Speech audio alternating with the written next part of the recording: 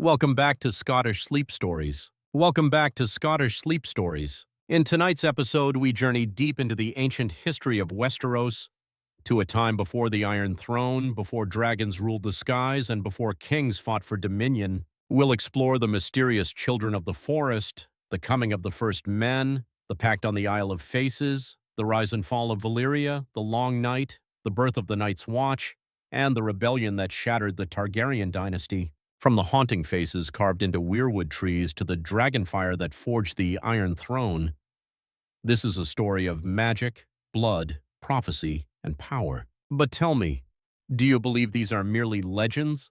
Or could there be truth hidden within the songs and whispers of the past? If you enjoy immersive lore and relaxing storytelling, please subscribe to Scottish Sleep Stories and share your thoughts in the comments below.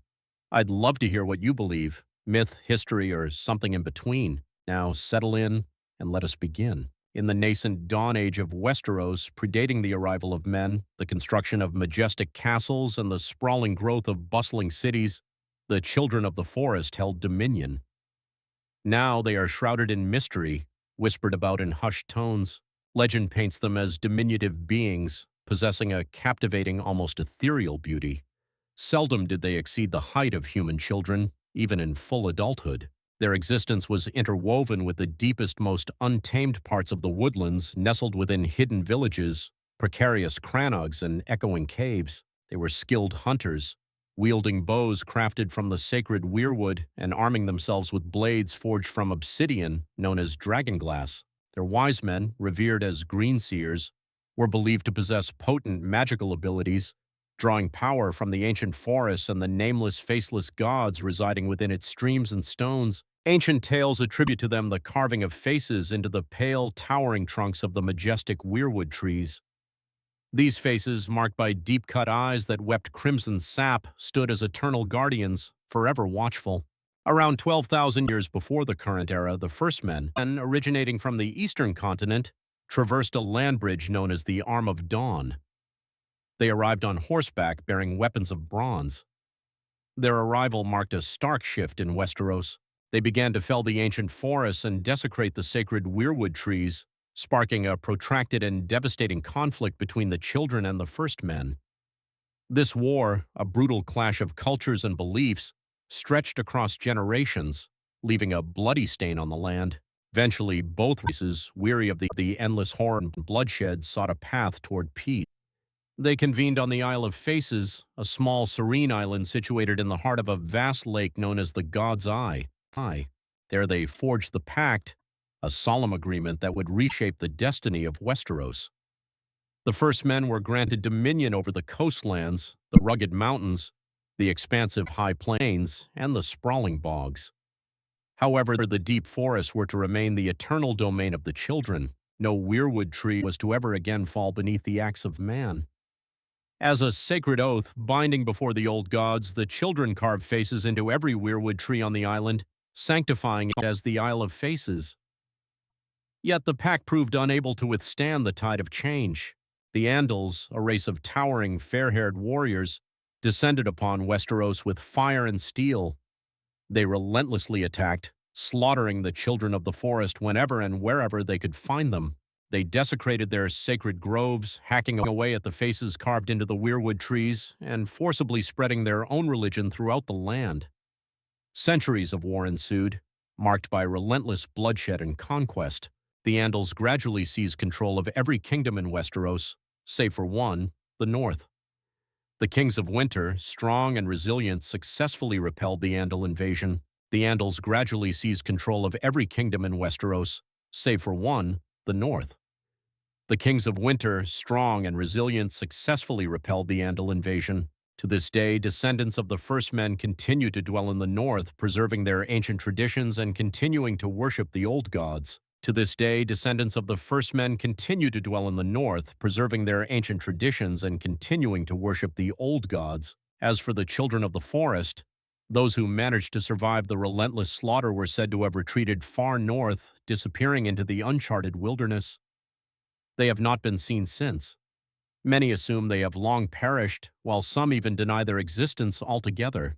They live on only through ancient songs and legends, and in the watchful faces of the weirwood trees. When Aegon the Conqueror turned his gaze upon Westeros, he found himself facing 7 distinct kingdoms: the Kingdom of the North, the Kingdom of the Mountain and the Vale, the Iron Islands, the Kingdom of the Rock, the Kingdom of the Reach, the Stormlands, and Dorne. These regions had been established by the first men thousands of years prior during the legendary Age of Heroes. One hero of this fabled age was Bran the Builder. Bran raised the Wall, a colossal barrier against the threats lurking in the far north, and erected the stronghold of Winterfell, establishing House Stark and reigning as the first king in the north. Other legends recount the tale of the Grey King in the Iron Islands. The Grey King is said to have taken a mermaid as his wife and vanquished Naga, the first sea dragon. House Greyjoy of Pike, the current rulers of the region, claimed direct descent from him. House Casterly ruled the gold-rich Westerlands from their mighty seat of Casterly Rock, but their lands and power were said to have been swindled from them by the legendary trickster Lan the Clever. The noble House Lannister claims descent from this cunning ancestor. Verdant and fertile lands of the Reach were first ruled by House Gardener, whose founder, known as Garth Greenhand, wore a crown of flowers and vines. He reigned from Highgarden as the first king of the Reach and was credited with causing the land to bloom with abundance. Many noble houses trace their lineage back to him, including the current lords of Highgarden, House Tyrell. In the Stormlands, ancient ballads tell of a warrior named Duran, who fell deeply in love with Elenai, whose father was the god of the sea and mother was the goddess of the wind. By giving Duran her maidenhead, Elenai committed herself to a mortal life. Enraged, her parents unleashed the full fury of the winds and waters, destroying Duran's Bayside keep and wiping out his wedding guests. Undeterred, Duran declared war on the gods and rebuilt his keep, each time stronger than the last. Yet each fell before the power of the gods. Finally, Duran's 7th castle, Storm's End, withstood the divine rage. Duran became known as Duran Godsgrief and reigned as the first Storm King. There are countless other tales from the Age of Heroes, too numerous to recount. These histories weren't recorded in books, but passed down from generation to generation through stories and songs. While some may dismiss them as mere fairy tales, every one of the 7 kingdoms is defined by them. East of Westeros lies the Smoking Sea, a place where no ship dares to venture. Many claim it to be haunted by demons, and who is to say they are wrong? For it was there, thousands of years ago, that a cataclysmic event annihilated one of the greatest civilizations in history. The precise origins of this civilization are lost to time, but it is said that the Valyrians were once a modest community of shepherds, tending their flocks on a small peninsula of the great eastern continent. One fateful day, in a volcanic area known as the 14 Fires, they made a discovery that would shatter the world: dragons. These were monstrous, scaled creatures with massive wings, sharp claws, and fiery breath.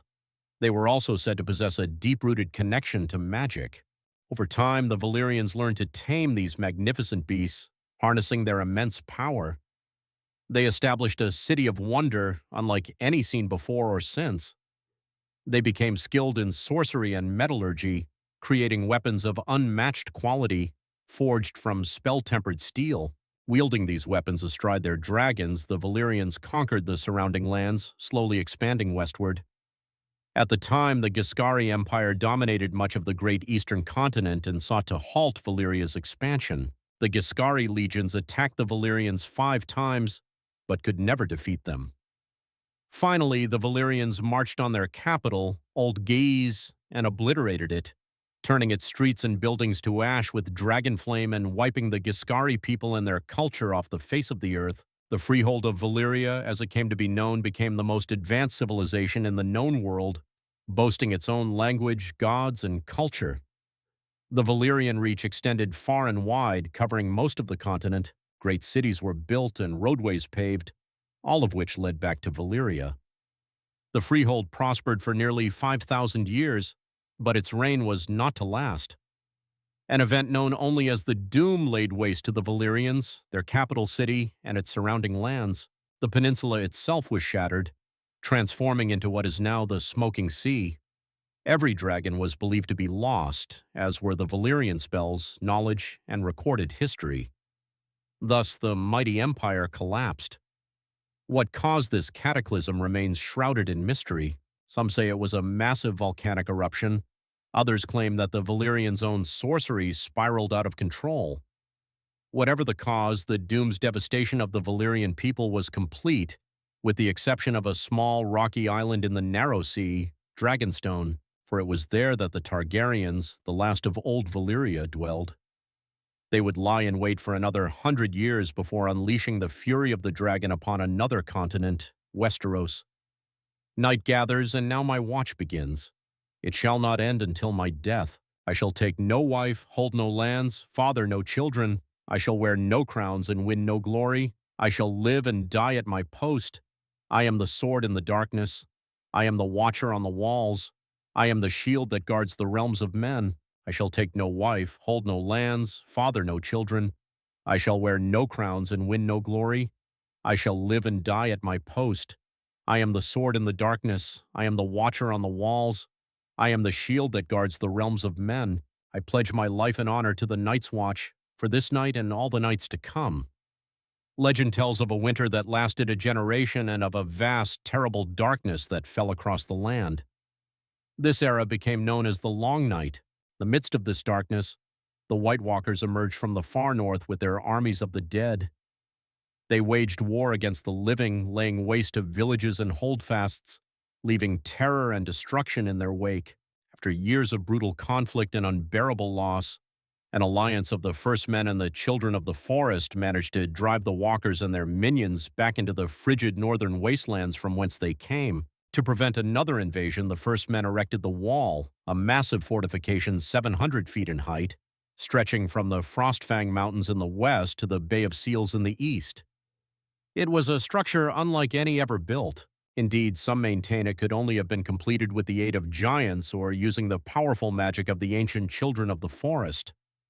Men were required to guard and maintain the wall, and thus the Night's Watch was born, a sworn brotherhood tasked with defending the realms of men against the dark forces that lay beyond. Upon taking his vows, a brother of the Night's Watch serves for life. It is a life of hardship and great sacrifice, so the oath must not be taken lightly. The punishment for desertion is death. The Night's Watch is divided into 3 vital branches: the Rangers, the Builders, and the Stewards. While all Black Brothers are expected to take up steel should the need arise, the Rangers are the true warriors of the Watch. Centuries have come and gone, and although the White Walkers have yet to return, another threat has emerged: barbarian tribes known as wildlings. The Rangers are charged with defending the realm against these lawless savages. The Builders are carpenters, masons, miners, and woodsmen tasked with maintaining the wall as well as its various keeps, towers, and structures, which have fallen into disrepair over the years. The Stewards serve as cooks, butchers, and hunters. They tend to the horses and messenger ravens, sew clothing, gather firewood, and bring supplies up from the south. The Night's Watch is a diverse group. Proud volunteers from noble houses stand side by side with petty thieves conscripted from dungeons. Class distinctions are left behind, as are past misdeeds. A man gets what he earns on the wall, and even the lowest gutter snipe can rise up in rank if he proves himself worthy. For thousands of years, the brothers of the Night's Watch have stood their lonely vigil. As the seasons changed, as brutal wars raged in the south, as dynasties rose and fell, the Night's Watch endured. We are the swords in the darkness. We are the watchers on the wall. We are the shields that guard the realms of men. Winning the Night's Watch, or taking the Black, is a singular honor for any Northerner, for it was in the north, some 8,000 years ago, that the First Men drove back the White Walkers, erected the Wall, and established the sworn brotherhood that would guard the realm and its people from the dangers beyond. Regrettably, the Night's Watch no longer commands the widespread respect and admiration it once did. While House Stark and other houses in the northern regions continue to recognize its vital importance to the safety and stability of the realm. This view is not shared by the powerful houses of the southern kingdoms or their subjects. While House Stark and other houses in the northern regions continue to recognize its vital importance to the safety and stability of the realm. This view is not shared by the powerful houses of the southern kingdoms or their subjects. Most regard the Watch as a misguided, obsolete order made up of useless outcasts. Admittedly, the current Night's Watch is a shadow of its former glory. The numbers have dwindled to less than 1,000. Of the 19 castles along the wall, only 3 are functional: the Shadow Tower, Castle Black, and Eastwatch by the Sea. The Watch's mandate of adding to the wall has been abandoned entirely. There are barely enough resources to maintain it. Recruiting officers, known as Wandering Crows, scour the dungeons and slums of the realm in hope of finding men to fill the ranks. While there is still the occasional highborn volunteer, the newest recruits are almost entirely made up of lowly criminals, thieves, rapists, and murderers sentenced to the wall as punishment for their crimes. While there is still the occasional highborn volunteer, the newest recruits are almost entirely made up of lowly criminals, thieves, rapists, and murderers sentenced to the wall as punishment for their crimes. The decline of this once fabled order is troubling, as the danger it guards against is all too real. While the White Walkers haven't been seen or heard from in ages and may very well be the stuff of myth, barbarian tribes that dwell beyond the wall, known as wildlings, have been a menace to the North and its people for generations. At certain points in history, the desperate wildling tribes have united behind a single leader, a king beyond the wall, and attempted large-scale attacks against the realm. But thanks to the resourceful and courageous men of the Night's Watch, these so-called kings were soundly defeated. While many have lost faith in the Night's Watch, the people of the North are steadfast in their belief that the Black Brothers will answer the call of duty. But with winter coming, diminished numbers, and a lack of widespread support, will they be ready? Long ago, all hope and as for today, those who but there are the children. Meanwhile, some war in time. The faith still the ascent they command when they had king he bent the days after King Lord the two Rhaenys 4,000 his Aegon in a short it is home this he is his bet. For instance, Ravencraft is an especially important skill for a Meister, as it is he who breeds, trains, and maintains carrier ravens for delivering messages throughout the land. There are some Meisters who have earned a link forged of Valyrian steel. This signifies knowledge of the higher mysteries, commonly known as magic. Only one Meister in 100 possesses such a link. As this field of study is frowned upon by many in the Order, it is possible magic may have existed for a time long ago, but most consider the higher mysteries to be long gone from this world. Service as a Meister is a noble calling, one of vital importance to a prosperous realm. It is possible magic may have existed for a time long ago, but most consider the higher mysteries to be long gone from this world. Service as a Meister is a noble calling, one of vital importance to a prosperous realm. It is little wonder there are some who refer to the Order as the Knights of the Mind. As word of King Aerys's erratic and troubling behavior spread throughout the Seven Kingdoms, Lord Rickard Stark continued to serve his king faithfully as Warden of the North. The proud father of 4 children, his daughter Lyanna was engaged to Robert Baratheon, the young Lord of Storm's End. Centuries of peace between the North and the Iron Throne ended the day Rhaegar Targaryen, Prince of Dragonstone, abducted Lyanna. Enraged, Brandon Stark rode to King's Landing demanding the release of his sister and the death of Rhaegar. Aerys arrested him for treason and called his father to come to the capital to ransom him. When Lord Rickard complied, Aerys, now utterly mad, arrested him for treason as well. Lord Rickard demanded a trial by combat. Aerys declared fire the champion of House Targaryen and had Lord Rickard suspended from the rafters of the throne room while pyromancers lit a blaze beneath him. As he burned, Brandon was brought into the throne room. A leather cord attached to a strangulation device was wrapped around his neck. Aerys told Brandon his father was a dead man, but there was a chance to save him. A longsword was placed on the floor just out of Brandon's reach, and the more he struggled to reach it, the more the cord tightened around his throat. Brandon Stark strangled himself trying to free his father, who was roasted alive in his own armor. A longsword was placed on the floor just out of Brandon's reach, and the more he struggled to reach it, the more the cord tightened around his throat. Brandon Stark strangled himself trying to free his father, who was roasted alive in his own armor. The entire court stood and watched this atrocity take place, Sir Jaime Lannister of the King's Guard among them. The Mad King was reported to have laughed hysterically as these 2 noblemen were tortured and brutally killed before him. Seeking to rid the world of all his supposed enemies, Aerys called for the heads of Rickard's youngest son, Eddard Stark, and Lyanna's betrothed, Robert Baratheon. He sent word to Lord Jon Arryn, who had fostered both young men and the Eyrie, to apprehend them. Instead, Lord Arryn joined Houses Stark and Baratheon in rebellion. Robert vowed to kill Rhaegar Targaryen and get his beloved Lyanna back.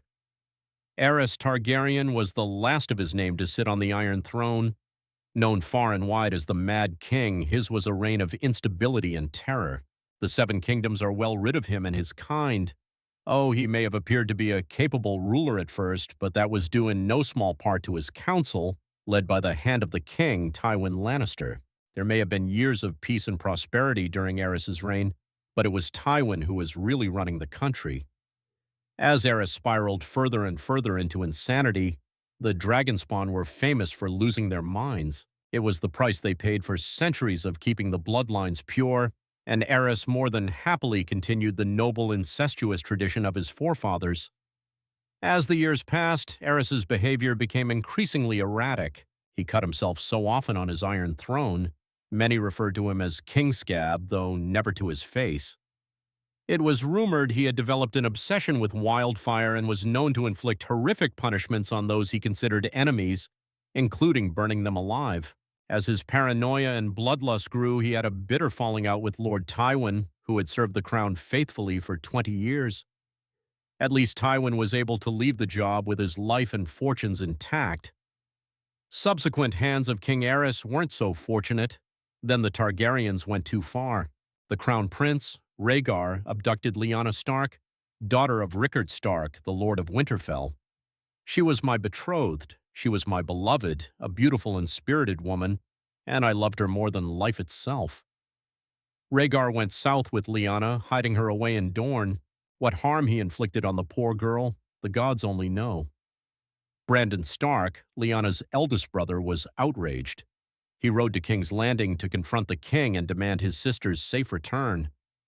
Instead, Aerys had him executed, his father, Rickard Stark, as well. There wasn't much left to discuss after that.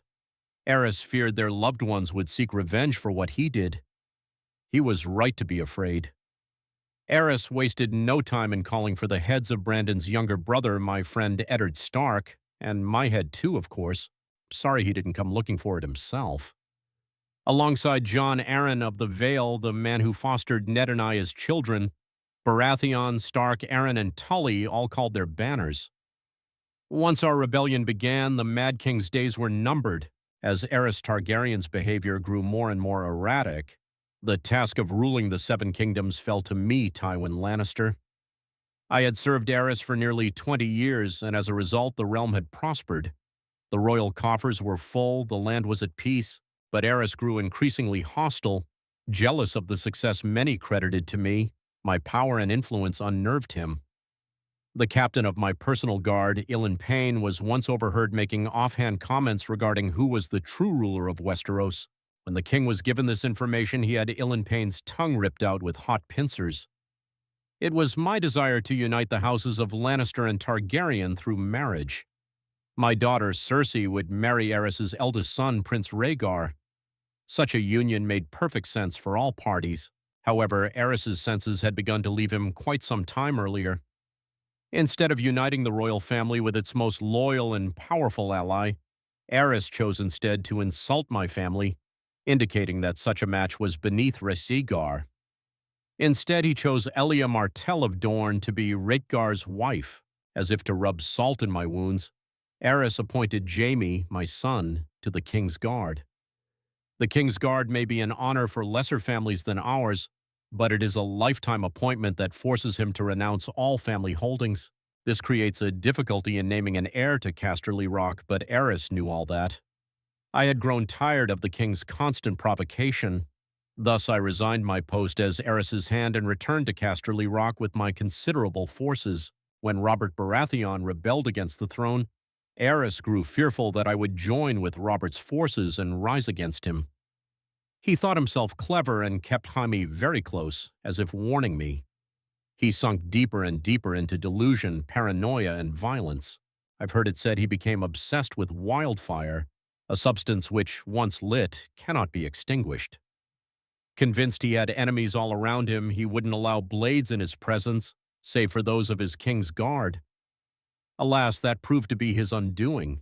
The Targaryen dynasty united the Seven Kingdoms and lasted nearly 3 centuries. It was a dynasty forged in fire, sealed in blood, and destroyed by rebellion. The Targaryens are blood of the dragon, descended from the nobility of ancient Valyria, a once mighty empire in the east.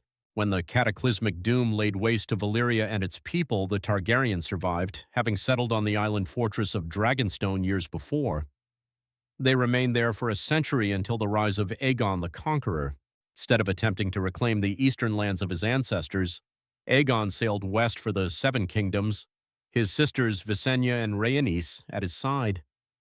To keep the bloodlines pure, Aegon continued the custom of his Valyrian ancestors and took both of his sisters to wife. Together they came ashore on the eastern coast of Westeros, their blazing dragon with 3 heads representing Aegon and his sister wives, their words fire and blood. While their host was small in comparison to the armies of Westeros that awaited them, Aegon and his sisters had a secret weapon, the last of the dragons.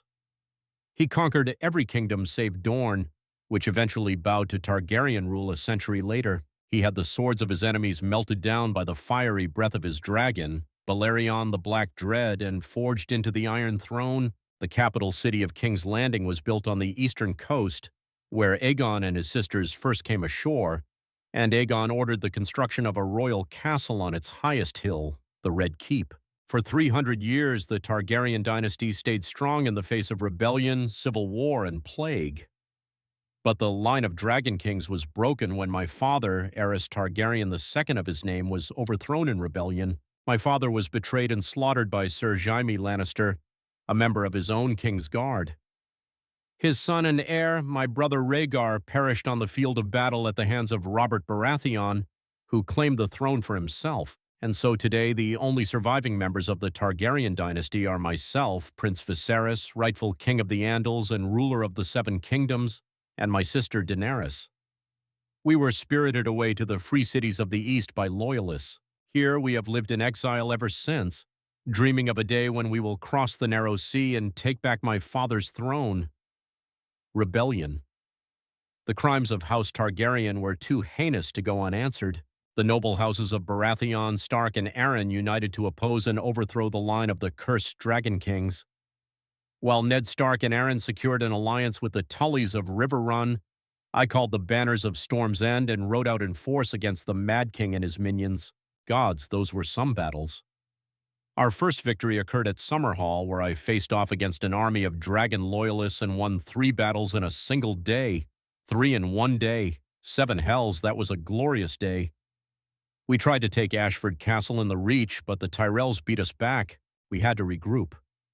My army was pursued north by Aerys's army and took refuge in the Stony Sept in the Riverlands. When the Targaryen army entered the town, the SEPT bells told a signal to the townspeople of the battle that was to come. As the Targaryens searched from house to house for me, the combined forces of Ned Stark and the Tullys swept into the city. Gods, what a day that was! It's now known as the Battle of the Bells. We overwhelmed the Mad King's forces and sent them scampering back to King's Landing. Aerys's son Rhaegar, who started the whole damn thing, finally emerged from hiding in the south and assembled his own army to face us. As for the Mad King, he must have been pissing himself. The battle that would decide the fate of the Seven Kingdoms occurred at the crossing of the Green Fork of the Trident River. Rhaegar commanded the royal host, which was some 40,000 strong. My forces were outnumbered by nearly 5,000 men, but that didn't matter. They were fresh, but we were battle-hardened and had justice on our side. As the battle raged around us, I faced off with Rhaegar, the Stag, and the Dragon, right there in the ford of the river, fought with the fury of 10 men, raining blow after blow upon that vile prince before burying my warhammer in his chest. I hit him so hard the rubies on his armor broke free, flinging them into the stream. They call it the Ruby Ford now. With that scum Rhaegar dead and the royal army shattered, our next move was to make for King's Landing. But I'd sustained a few wounds in the battle and was unable to ride. I sent Ned Stark to the capital to face the Mad King and make him pay for his crimes. The Targaryens, blood of the dragon and the last of old Valyria, were loved by their subjects and admired far and wide as the greatest dynasty in the history of the Western world. But the peace and prosperity of nearly 3 centuries of Targaryen rule was shattered by the usurper Robert Baratheon and his band of traitors. House Baratheon owed its very existence to the Targaryens. Was it not Aegon the Dragon himself who elevated the bastard Orys Baratheon in the War of Conquest? And what of the Starks, the Lannisters, the Arryns of the Vale? All had been spared and allowed to keep their lands when Aegon could easily have wiped them out. Centuries later, the usurper and his lackeys repay Aegon's benevolence with treachery. There are some who dare to claim Robert and his allies had reason to rebel. They say the crown prince stole the usurper's ladylove. They say my father, King Aerys, murdered Rickard Stark and his son without just cause. Whether these charges are true or not, it doesn't matter. The dragon answers to no one. Aerys's good name has been besmirched in the years since the rebellion. He's been called a dangerous madman, a monster, a tyrant that brought his tragic end upon himself. Lies. My father was a victim of weaklings in his council, lackeys who failed him in his hour of need and let the rebellion spin out of control. But it was not enough. The royal army was crushed at the Battle of the Trident. It was there the valiant Rhaegar met Robert in single combat, but the gods betrayed him and he perished by the usurper's hand. As the Field of Fire had marked the end of the Andals centuries before, the Battle of the Trident seemed to herald the end. And so we reach the end of tonight's tale, a story of ancient gods and forgotten magic, of dragon lords and conquerors, of rebellion, ruin, and destiny, from the Children of the Forest and the Long Night to Aegon's conquest and the fall of the Mad King. The history of Westeros reminds us that power is never permanent, and that even the mightiest dynasties can fall to fire and blood. But what do you think? Are these events the inevitable march of fate, or the result of pride, ambition, and human folly? And if the past is any guide, what lessons were truly learned? If you enjoyed this journey into the deep lore of Westeros, please subscribe to Scottish Sleep Stories and leave a comment sharing your thoughts. Your support helps the channel grow, and I truly enjoy reading your reflections. Until next time, sleep well, and may the old gods and the new watch over you.